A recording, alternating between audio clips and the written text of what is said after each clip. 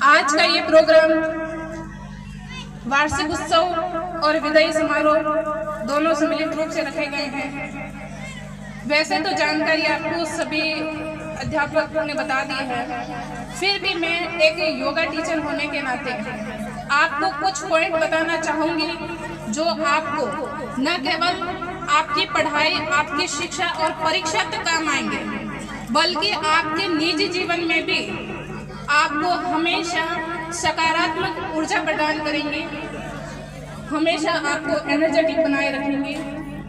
तो सबसे पहले कक्षा 10 के विद्यार्थियों के लिए जो बोर्ड पास करेंगे, सबसे पहले तो उनके बोर्ड की बात कर लेते हैं कि जब आप बोर्ड एग्जाम देने जाएं और एग्जाम हॉल में आप बैठें, प्रश्न पत्र आप हाथ में लें और पढ़ना शुरू करें।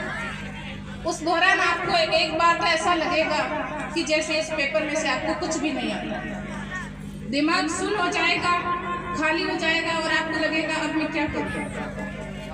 उस स्थिति में आपको क्या करना है?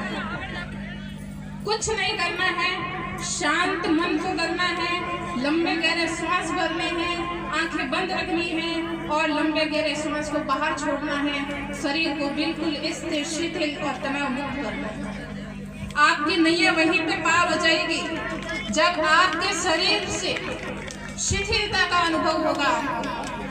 तभी आपका जो दिमाग है, जो भी आपने साल भर पढ़ा है, वो सारा रिकॉल होने लग जाएगा और आपको फटाफट एक के बाद एक आंसर स्वतः दिमाग में आने लग जाएंगे और आपका हाथ कॉपी में अपने आप चलने लग जाएगा।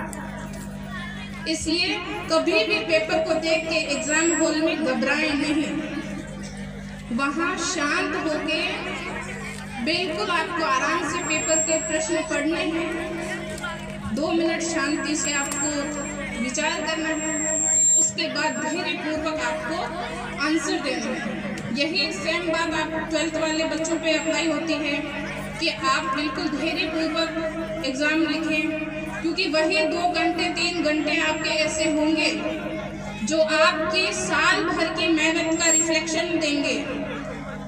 जो भी आपने साल भर मेहनत की है, उसका परिणाम उन्हीं चंद घंटों में दिखने वाला है। इसलिए वहाँ कोई हड़बड़ी, कोई घबराहट, कोई उतावलापन न करें, बिल्कुल शांतिपूर्वक आप एग्जाम हॉल में एग्जाम दें। ये है एग्जाम वाले बच्चों के लिए मेरी तरफ से कुछ गाइडलाइन। अब मैं बात करती हूँ 10th के बाद में आपको क्या करना है। आपने 10th बोर्ड पास कर लिया, अब आपको क्या करना है, कैसे करना है? तो सबसे पहले आपको सब्जेक्ट का चयन करना है जिसमें आप रुचि रखते हैं। अगर आपको साइंस अच्छी लगती है, मैथ्स अच्छी लगती है, तो आप साइंस फील्ड का चयन करें। और अगर आपको लगता है कि नहीं, मुझे हिस्ट्री, ज्योग्राफी और पॉलिटिकल साइंस, हिंदी लिटरेचर में ज़्यादा इंटरेस्ट है, तो आप आर्ट्स फील्ड का चयन करें। ये कभी नहीं सोचे कि मेरा एक मित्र जो है वो साइंस ले रहा है तो मैं भी उसके पीछे साइंस में चला जाऊँ। इसने साइंस के साथ में मैथ्स ली है तो मैं भी क्यों ना साइंस के साथ मैथ्स ले लूँ। भैया देखी कभी नहीं करनी है, भेड़ चाल कभी नहीं चलना है, क्योंकि जो भेड़ चाल चलते हैं वो पीछे ही रह जाते हैं, आगे कभी नहीं बढ़ पाते हैं। क्योंकि 11वीं में तो आप जैसे तैसे कर लोगे, लेकिन 12वीं में हवा निकल जाएगी। इसलिए कभी भी भेड़ चाल ना चले, जिस सब्जेक्ट में आपकी रुचि हो उसी का चयन करें, उसी में आगे बढ़ें।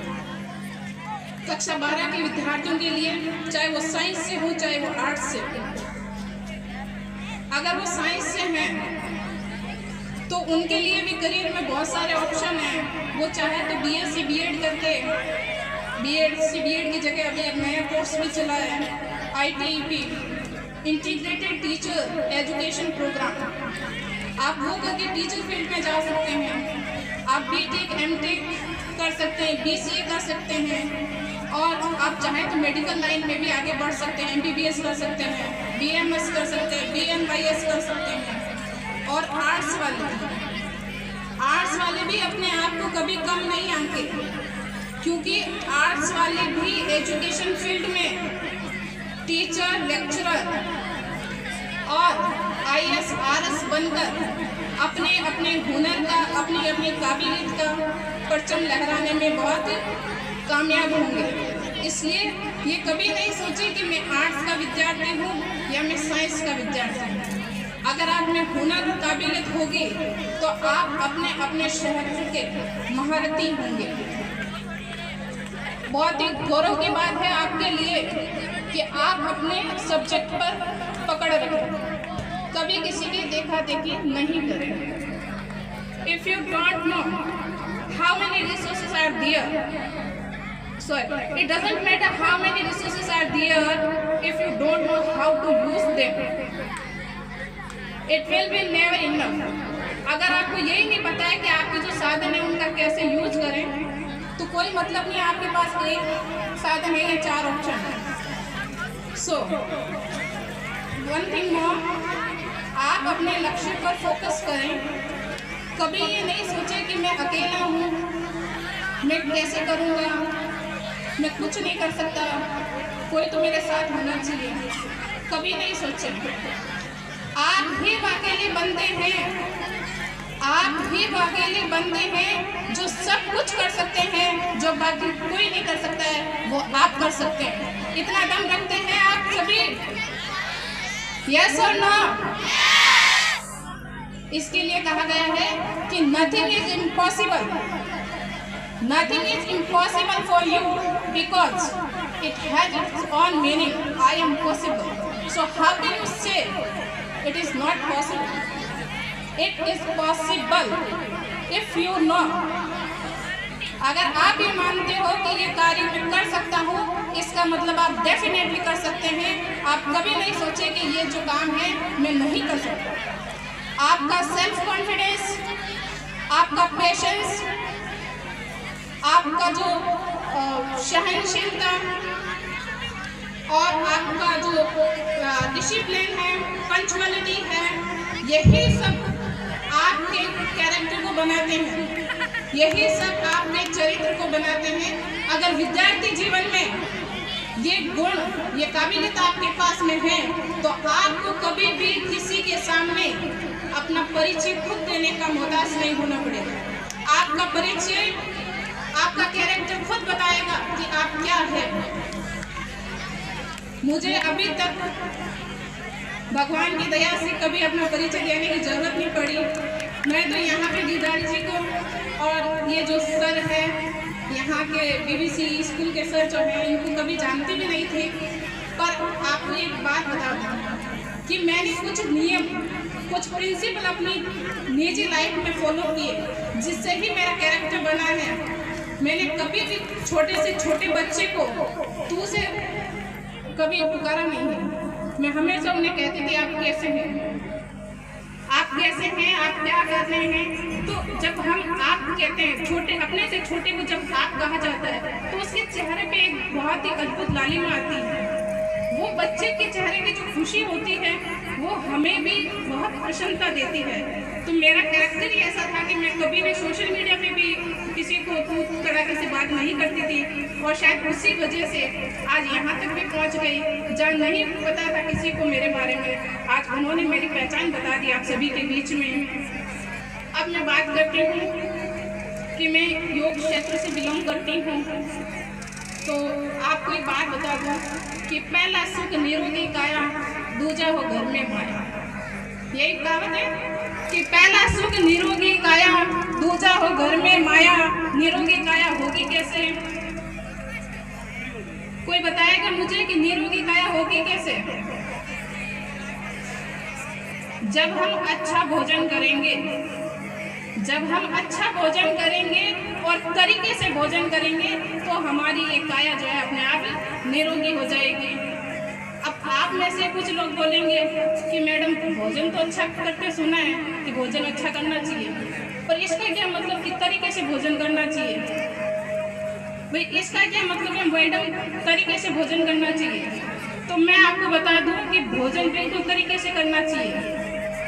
जब तक आपको भोजन करने का तरीका मालूम नहीं होगा ना, तब तक आपका कुछ नहीं हो सकता, आपकी काया बिल्कुल निरोगी नहीं हो सकती।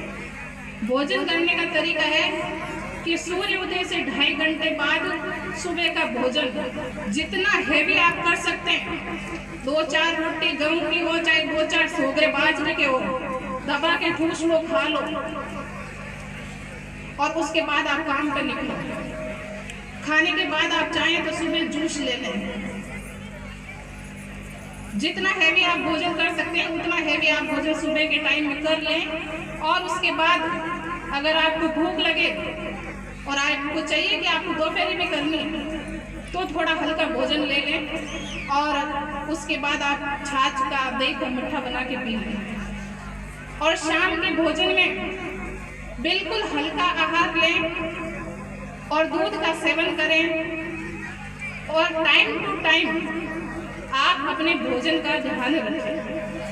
ऐसा नहीं कि आप दिन भर जैसे सूर्य उदय हुआ और आपने चलना शुरू कर दिया, खाना शुरू कर दिया, और जब तक सूर्यास्त नहीं हुआ रात में आप सोए नहीं तब तक कुछ ना कुछ, कभी बिस्किट, कभी चॉकलेट, कभी आइसक्रीम, बस खाते रहे। जो मिला खा लिया, अच्छा मिला तो खा लिया, बुरा मिला तो भी बोले अपने बाप का क्या जाता है, फोकट का है खाना। तो भाई ये नहीं करना, ये फोकट का जरूर है, पैसे खर्च नहीं है आपके, फोकट का है। लेकिन आपको पता होना चाहिए कि जो ये काया है ना आपकी, ये आपकी फोकट की नहीं है, ये खराब हो रही है उस अनावश्यक पदार्थों से। इसलिए भोजन का बिल्कुल तरीका होना चाहिए। आप तरीके से भोजन करो, आपकी काया अपने आप निरोगी हो जाएगी। और वरना आपको पता ही है, दिन भर चलोगे, दिन भर खाओगे तो आपको कब्ज की प्रॉब्लम होगी, कब्ज की प्रॉब्लम होगी। उसके बाद में आपको ये रहेगा कि आप में फ्रेश नहीं हो पाएगा। अरे भाई फ्रेश होगे कब? ये मशीन जो है आपके पेट के अंदर, इसको भी रेस्ट चाहिए होता है। आप दिन भर कुछ ना कुछ खाते रहोगे तो ये मशीन बेचारी क्या करेगी? आपने पहले जो खाया उसको बचाएगी, या जो बाद में आप उसी के जस्ट बाद में खा रहे हो उसको बचाएगी? क्योंकि इसको तो अपना काम करना पड़ रहा है ना। तो अब आप एक के बाद एक चीज खा रहे हो, वो आपकी पच ही नहीं रही है और वो आगे से आगे बिना पचे निकल रही है, तो फिर आपको तो कॉन्स्टिपेशन होगा ना, आपको तो कब्ज की दिक्कत होगी। और फिर आप घंटों बैठे रहते हैं वहाँ जहाँ आपको फ्रेश होना है, और वहाँ बैठे बैठे बोलते हुए आज तो देर हो गई, फ्रेश नहीं हो पाए।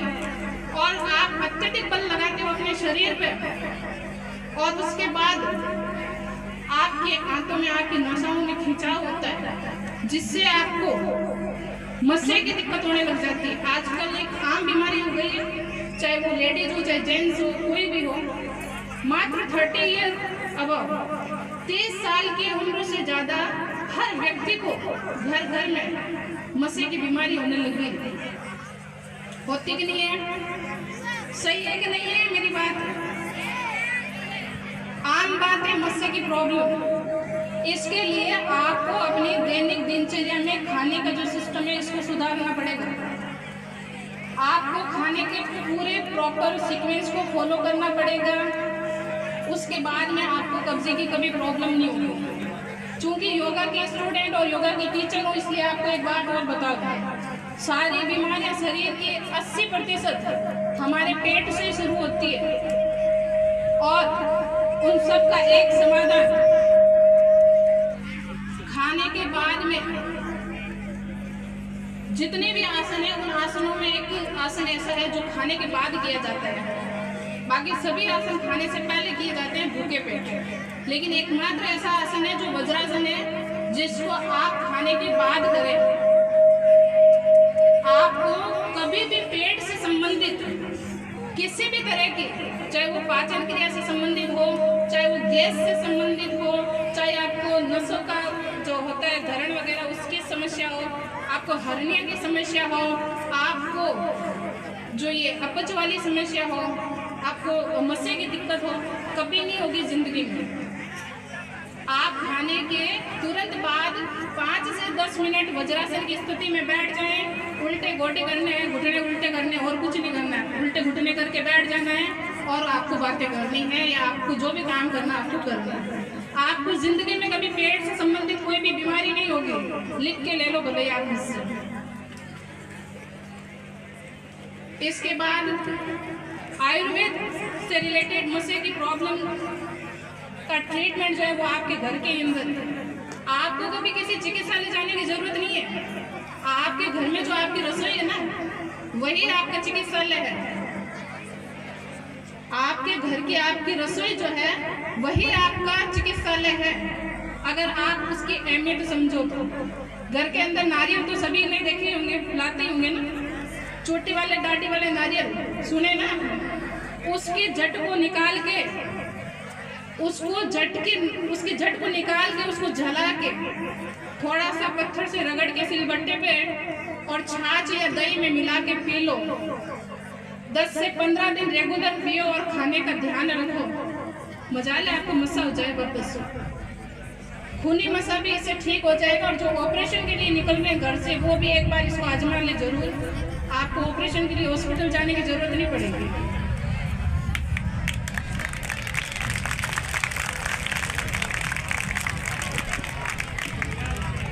दूसरा, घर में हो माया। अभी हमने पहली बात पूरी की थी कि पहला सुख निरोगी काया और दूसरा सुख हो घर में माया। माया का मतलब क्या होता है? माया का मतलब होता है धन या लक्ष्मी, यही होता है ना। माया का अर्थ क्या होता है? धन या लक्ष्मी। तो दूसरा सुख घर में माया। घर में माया का मतलब है कि घर की लक्ष्मी कौन है? घर की लक्ष्मी कौन है? कभी सुना तो होगा कि घर की बेटियां घर की लक्ष्मी होती है, घर की बहुएं जो होती है ना वही घर की लक्ष्मी होती है। इसलिए उस लक्ष्मी को बरकरार रखने के लिए उसका होना भी अपने जगह जरूरी है। अगर वो होगी नहीं तो फिर आपकी सुख कहाँ से मिलेगा? जब बेटियां बहुएं होगी नहीं तो आपको सुख मिलेगा कैसे? सोचे कभी आपने? इसलिए